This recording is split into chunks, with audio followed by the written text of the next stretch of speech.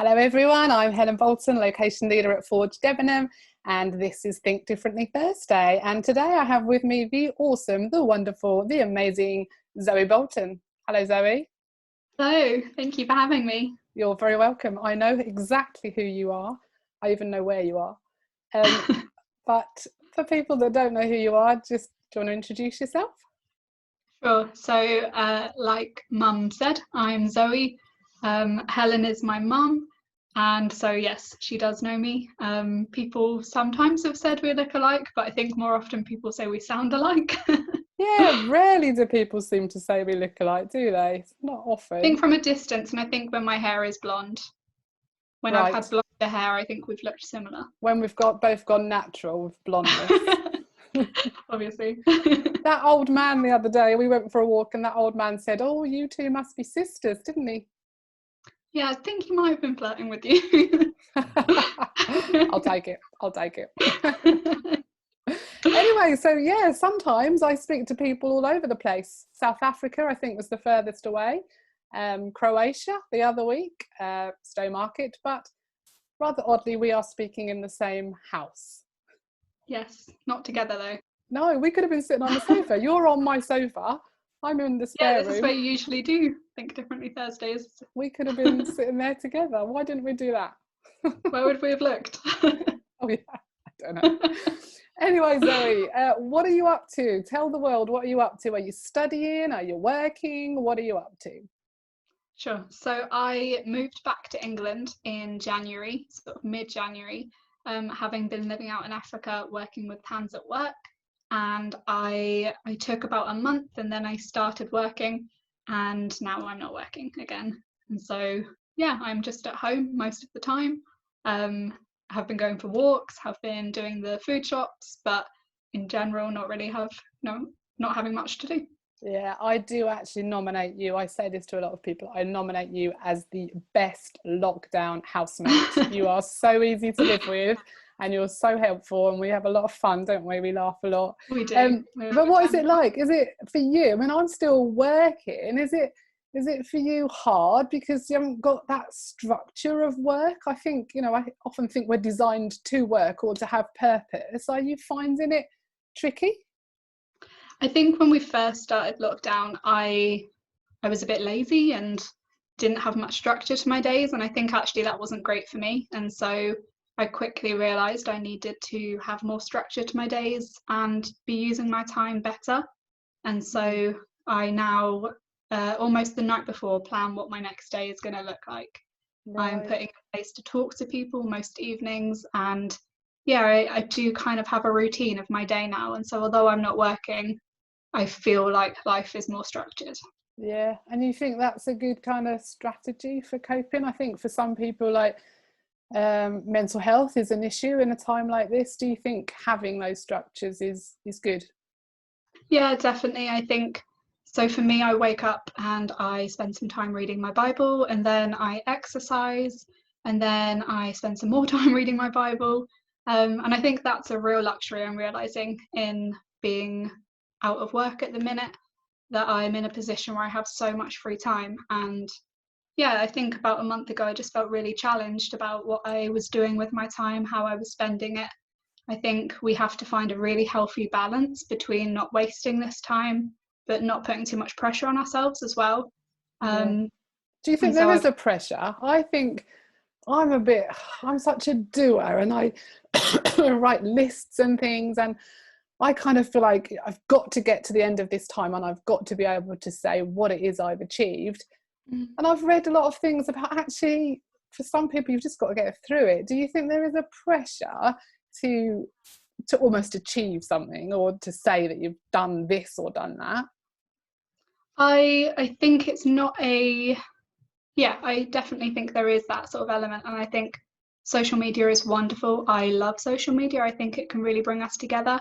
But I think it's so important in this time to remember we're seeing the best of everyone's time. And a lot of people will be spending a lot of time doing not much, and that's okay. But I think it's about, so for me, I'm a Christian, and so for me, sort of this motivation of wanting to have structure and wanting to do something with my day it's more about what I want God to see me doing and how I want to spend my time in that sense. I think I live with this question of, if Jesus came back right now, would I be okay with him finding me doing what I'm doing?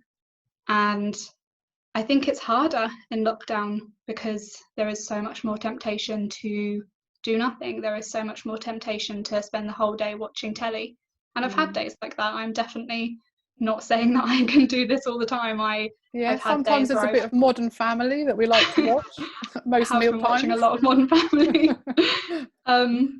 And so for me, it's been a personal challenge to myself, and I haven't put it on social media. I haven't necessarily told many people because I think that everyone has different stuff, and a lot of people in my life have children, and that is going to completely dictate how you're spending lockdown. But for me, I'm single, I don't have children, you're working, and so there's not even that sort of pressure to spend all of our time together, I would say. And so yeah, I'm trying to read a book of the Bible a day because it's good for me. Book. Yes. How's that going? How are you doing with that? Well, I've reached Psalms today, and so I'm hitting a bit of an issue with that because that's massive. Yeah. Get back to reading. Have you ever read the whole Bible? Have I ever read the whole, what, cover to cover? Yeah. No. I think years ago, before I was married, I gave it a go and didn't do it. Do you remember where you got to? Exodus, maybe? No, I don't know. I can't remember. But I did do the Bible in 1 year. A couple of years ago, I did that. But actually, I didn't complete that either. I did it most of the year, and I think I got to about October. And I think I just felt I was ticking a box, that I wasn't allowing God to speak to me, that I wasn't gaining anything from it. I think it had become a habit rather than something that was really fueling me or edifying me, I think. So I gave up. But you're obviously doing it, but you're not doing a study as such, are you? You literally are doing what everybody says you must never do. Yeah. Reading it cover to cover. But it's almost because of what you said was your reason for stopping doing it. That's been my reason for doing it. That before lockdown, when I was working, when I had a busier day, I was spending an hour in the morning. I would wake up an hour early to spend time with God, to read my Bible, to pray. And that's so great. That's very much a discipline that you've inherited from having been away with hands at work, isn't it? Oh, definitely. Yeah. But what I was going to say was that when lockdown started, I was still doing that and just doing the hour. And because of that, it kind of became like a ticking a box thing that actually I had all day. And whereas beforehand, I'd only had an hour before work with hands. And then when I was back here originally, I had only had that hour really. Yeah. And I realized that in lockdown, when I had all of this time, I was still just giving God an hour. And of course, he's in everything that we do. And I talk to him constantly. And I hope I involve him in everything that I do. But I was being very specific about, right, this 1 hour is the time that I'm going to read the Bible, is the time that I'm going to pray. And then it would just be snippets of conversation throughout the day. And so that was actually my motivation for changing and considering how I was spending my time. And yeah, it's been really lovely. I would recommend it if people are in the position that I'm in of just having nothing to do. You are an inspiration for what faith looks like, as a real thing that is impacting all of your life. It's a lifestyle. It's what fuels you. It's so central to you. It's so great to see. So you're doing that, Zoe, and you're spending lots of time with God and reading. So I mean, I think for many of us, I realise that this lockdown time is stressful and horrendous, and there is no time. But I think there are others for whom, like you're saying, there's all this extra time. And I think it's a time, whatever, that God can really speak into. And I think he can really teach us stuff and is showing us stuff, and I know myself that's been my experience. So what would you say you're learning? What would you say he's showing you in this time? Patience. I think lots of us are learning patience in a way that we haven't had to before. Obedience in the face of the unknown is something that has been an ongoing lesson for me with God in the past few years, but is continuing now in this season that we didn't know was coming. You know, I have only been back from Africa a few months and really was looking forward to spending these months in England with my family and with my friends and doing lots and seeing lots of people. And of course, I have family members that I've only seen once because we're all spread out. And so I think trusting God in that. And I think you've mentioned, and there's been a prayer sent around, that your sister-in-law, my auntie, has had cancer. And so that's felt like a weird time for our family in wanting to support but not being able to be there. And so again, it's just this ongoing lesson of having my hands very wide open, not holding anything tightly, but constantly releasing things to God and trusting that He has a plan. Someone recently, I think it was Becky Roberts, said to me that she'd read something that said, God's plan A, no, sometimes our plan B is God's plan A. And I think that's a really good way to see this time, that it's not been a surprise to God. And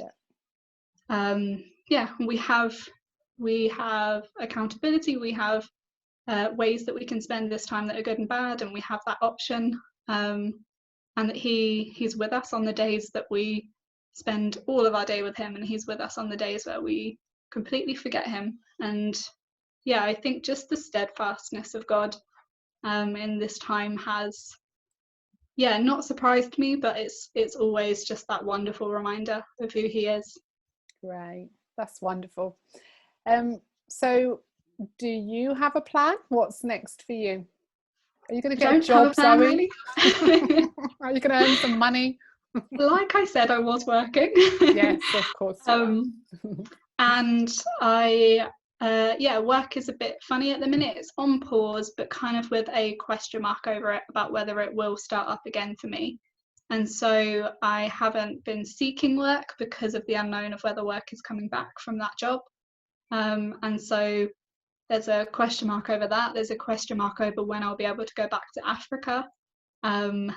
And so, my future very much feels unknown, which is really good for me. I'm someone who for the past 5 years has had my whole life planned out and thought exactly what my life was going to look like. And it was really hard for me, probably like mid-year last year, when I realised that my life wasn't going to be what I thought it was. And it was hard, but it has been such a good lesson for me to learn in this idea of God laughing when we have plans and saying, okay, I have a better plan for you. And so, I don't know what's next. I don't know what the next few months are. And I'm okay with that. That's so great. It is great to talk to you. Obviously, I think you are amazing and wonderful. And I would often finish these chats by, just asking people what we as a church can pray. We have some wonderful, wonderful prayer warriors at church, and I know they want to pray into so many people's lives. And so, not necessarily just specifically for you, but for people perhaps that find themselves at the moment in a situation that feels a bit unknown and not quite sure what's coming next for them. And perhaps without the normal structure of a day, what would you say is a helpful thing for people to be praying right now? I think you mentioned people's mental health, and I think that's a really great thing for people to pray into right now. We all have so much more time to get lost in our own thoughts and to feel anxieties about this situation. And so I think prayer for people who struggle with that stuff would be really great. Praying for people who are out of work and who, I'm in a really lucky position that I can come and live in your house, Mum. And lots of people aren't in that position. Lots of people are worrying about finances in this time. And so praying for them. And yeah, praying for Hands at Work as well. Obviously, they're very close to my heart, and this pandemic doesn't know borders, and so we can pray for the communities in Africa that are affected by this as well. Yeah, that's great. Thanks for chatting to me, Zoe. Wonderful. We love you very much. Should we go and have a cup of tea now? Sounds good.